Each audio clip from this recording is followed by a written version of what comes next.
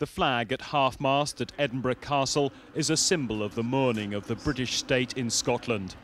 The 1 o'clock gun, fired for the last 20 years by Staff Sergeant Tam the Gun Mackay, is a time signal ordered by statute of a British Parliament in 1861.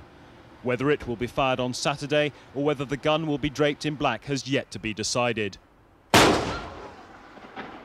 But the events of the weekend are reaching into many aspects of life, not least the political issues which concern Scotland and its relationship with the rest of the United Kingdom. Some are already assessing the effects on devolution.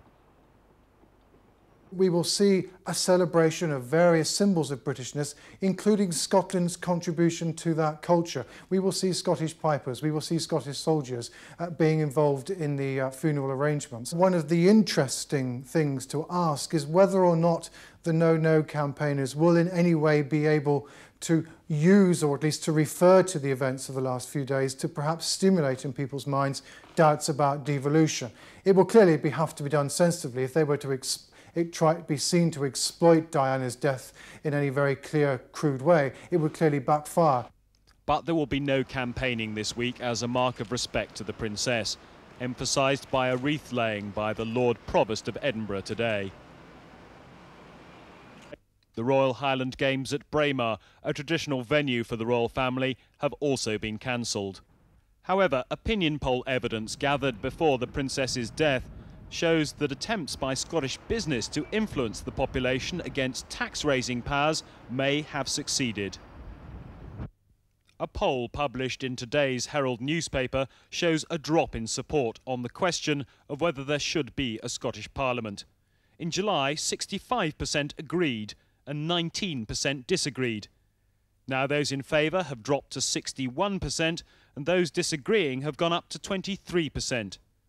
But most worryingly for Labour, on the question of tax-raising powers, in July 54% agreed with 27% opposed, while the latest poll shows a drop in support to 47% and an increase of those against to 32%.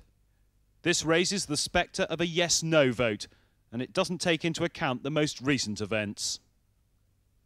The tragic death of Diana has had no effect on this opinion poll because the interviewing was done last week before her death. So that is not the explanation for these changes. I would have thought that it's unlikely that her death will in fact have that much effect on the outcome of the referendum. Diana was an anti-establishment figure, I think quite properly called a people's princess, and sympathy for Diana is certainly not sympathy for the monarchy, not sympathy for the old established institutions of Britain. But some who believe devolution is based on rocky foundations think events should delay the vote. No one should campaign this week. I think it should be postponed till May or June of next year.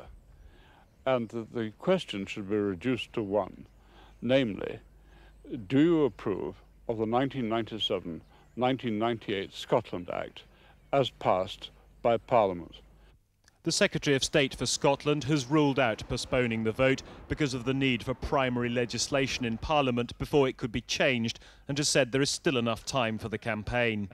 The government was always going to have difficulty energising its campaign, given the nearness of the devolution vote to the general election and the large Labour majority at Westminster, which helps to defocus Scots' feelings of political isolation. The sad events of this week will now become another factor which will have to be borne in mind by both sides of the debate as political campaigning begins next week. Rory McLean, Channel 4 News, Edinburgh.